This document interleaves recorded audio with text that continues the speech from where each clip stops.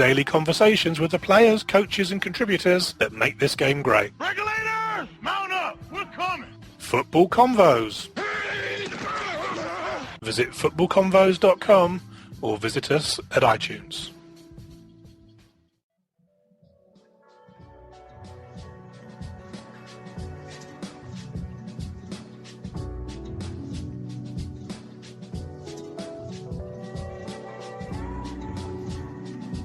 And we're back for part 2 of the Claire-Vs-Carlson Show, episode 22. And Claire was just telling me how much she loves Dave Matthews. I don't love him at all. DMB. I don't love him at all. That's actually not terrible. I mean, a terrible impression. It's terrible, but... contrary to popular belief, I'm a very kind person to people who I like, and so my boyfriend loves them, and his birthday is around there, and so I said, I'll treat the dude. He's nice, so there you go. Going to see Dave Matthews Band. I'm not like a hardcore Dave Matthews fan, except I appreciate his music. I understand it. I went to a liberal public college, so obviously I was surrounded by it. Yeah. Well, I actually saw him, many, many years ago. I don't know. I mean, I'm going to go sit outside in May in Houston on lawn seats to watch Dave Matthews Band. So I guess this guy is something. I don't know. All right, so getting back to the big game, the Super Bowl, as it were, is coming up. Under the radar players who could affect the game. Everyone's talking about Brady and Wilson and Beast Mode and Gronk and Richard Sherman and Earl Thomas. Ooh, how are their injuries going to affect them? But, Claire, give me one under-the-radar player who could have a big impact on the game Sunday. Well, my guy isn't under the radar at all, but I feel like he will be the key. And I really think that I'm not going to say who. I think whatever. Ooh, don't steal But I really...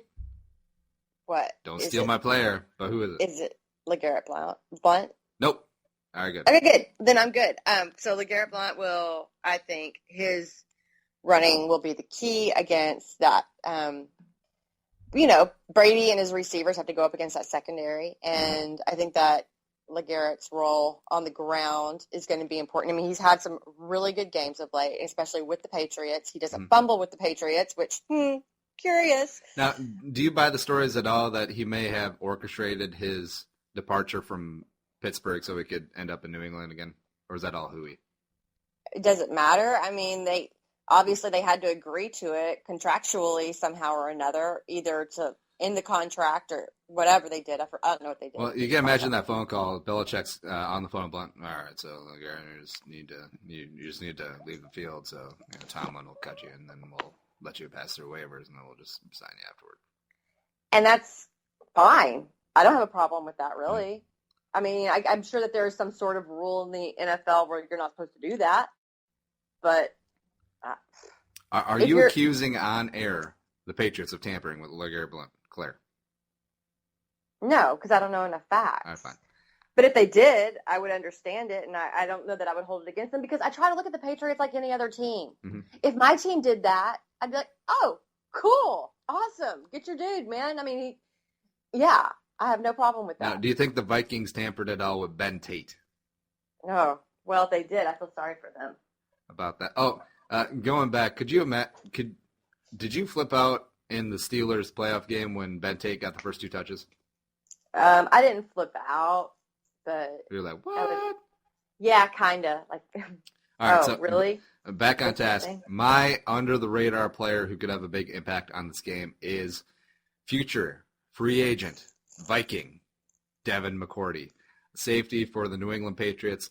I think he's going to have a big impact on this game, a lot like Clinton Dix did in the NFC title game, because Belichick is smart, and he knows where the Seahawks' offense's bread is buttered. They're going to do everything they can to stop beast mode. I think Vince Wilfork could be a big part of that as well. And if they're able to hold Lynch in check and Wilson has to beat them through the air, he's throwing to hangry Doug Baldwin. Sorry, Doug, you're not that good, but it happens. Jermaine Kearse, Luke Wilson, and they're going up against Browner, Revis, and then I think McCourty is going to be that guy back there.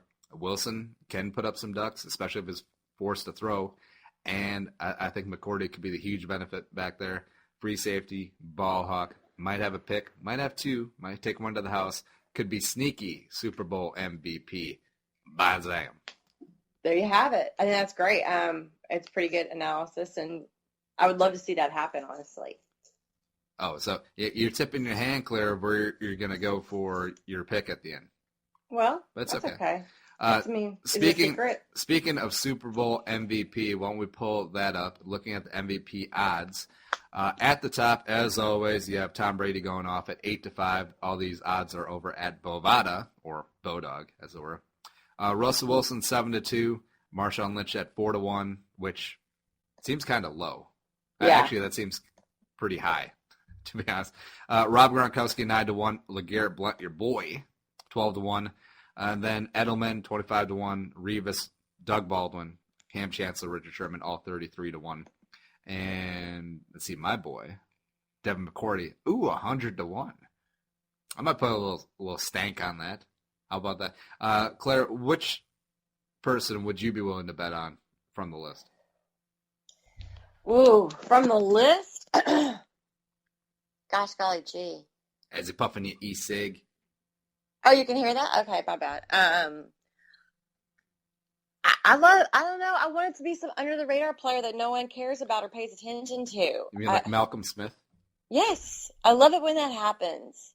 I love it when it's not the quarterback. I mean, even if the quarterback threw for 6 touchdowns and 600 yards, I would love for the MVP to not be the quarterback because it's just so expected when it's the quarterback. I like the unexpected. Well, it was so funny last year because they had no idea who they were going to give the Super Bowl MVP to because it was just a complete shellacking by that Seattle defense. So they just picked Malcolm Smith because he had the pick six, and Malcolm Smith doesn't even start now. Right, and if you gave me like someone totally off the wall, like a Danny Amendola or a Michael Bennett, that would be so much more exciting to me than Tom Brady, Russell Wilson. Do you find Danny Amendola attractive? He's all right. I'm not going to go up to him on the street and be like, hey, babe, but he's all right. See, I've got a number of people say that, oh, my God, Danny Amendola is good looking. He's all right. I mean, comparatively speaking to most NFL players, he's an attractive man. But he's so fragile. I mean, he really is. If you're into Danny Amendola, you probably break him, knowing you, Claire. Well, I'm a little boisterous, as you might call it. Boom. All right, so looking at some of the matchups, because we'll go traditional Super Bowl preview here, and listed off 5 of them. And Claire, I want you to tell me who you trust or who would win these matchups. First one is going to be the biggest one of the game, IMO. Marshawn Lynch versus Belichick in that defense. Who you get? Well, I meant to mention this because I'm looking at the notes that you sent because Andy's sweet and he prepared for the show. Your matchups, who wins, Lynch or Belichick's D? That made me laugh because Belichick's D and Lynch, and he grabs his D, and I don't know, it's just really funny to me. Gosh, golly gee, I would go with Marshawn Lynch. Really? I really would. I mean, he has just proven to be capable in big spots. And he does unexpected things sometimes, and I think that he could get by that line and make things happen. Now, do you think at all that Belichick, with his years of defensive prowess, will just completely sell out the farm to try and neutralize Marshawn Lynch? Because he is the catalyst of that offense, and actually the whole team, too. Because Dana pointed this out when I had her on the Purple for the Win Super Bowl preview earlier, that when Lynch has one of those beast mode runs where he's completely shaking off fools and going the distance, that the entire team will get up on the sidelines and watch him be like, oh, kill him. So he's like the catalyst for the emotions of that team. Well, you might be right. I mean, he is, at least on the offensive side of the ball. But I don't know. I mean, I hate making these calls because players always do you can call it all you want, but then someone's going to do something that's unconventional and off the wall and you don't expect it, and then you're wrong. And I don't care if I'm wrong. I just don't think I can necessarily say that one particular player on the line won't step up and have his amazing game this week and stop Lynch, or Lynch could do something wild and crazy like he does and kill everybody on the defensive line. I don't know. It's hard, Andy. I'm not good at predictions. I think about it too much. My gut says Lynch. The Patriots D is definitely the more unheralded of the defenses coming in, but I do think Belichick, Will Fork, Jamie Collins, and Hightower, Chung, Ninkovich, these guys will get after Lynch. You can't completely shut him down, except I think they'll contain him, and I think that's going to be the key to win. But we'll see. There you go. Next up, Russell Wilson versus Belichick's D. Okay, sorry. I'm 5. I think after the last game, and I am big on how you come into a game like this. Mm-hmm. Russell Wilson was shaken the last game. I mean, he had a horrible first half. Awful. His worst first half ever, or worst half ever. Well, God made him throw those 4 interceptions. Where did that come from? Did he say that, or who said that? I think it was a quote that was sort of taken out of context. Oh, okay, gotcha. His post game where he was crying. Oh, yeah. Okay, gotcha. So I think that Belichick can, if he can create some of those same mistakes by Wilson early in the game, I think that could get him off his track, and he's shown his weaknesses. And I think that Belichick definitely knows how to exploit weaknesses. I'm going with Patriots D. Now, do you think Belichick got his girlfriend Linda by exploiting her weaknesses? Probably. It's probably those baby blue eyes of Belichick. Bill Belichick's baby blues. BBBB. Yes. It makes me want to vomit, but that's cool. Other side, Tom Brady versus the Legion of Boom. Man. I think that he'll make a few mistakes that they can capitalize on, but at the same time, I think overall, when it's nut cutting time, Tom Brady will be able to execute what needs to be done. No, time out. What the hell is nut cutting time?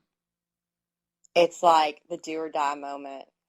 Okay, I didn't know if it was an actual literal Texas colloquialism, because you're down there in the oil fields and then you're having lunch and you got to cut them nuts. Well, I mean, animals, that. Yeah. So not actual peanuts. Castrating animals. Or Brazil that nuts sort of or macadamians. This is Texas. Cashews. So, those nuts. Exactly. No, so, nut cutting time.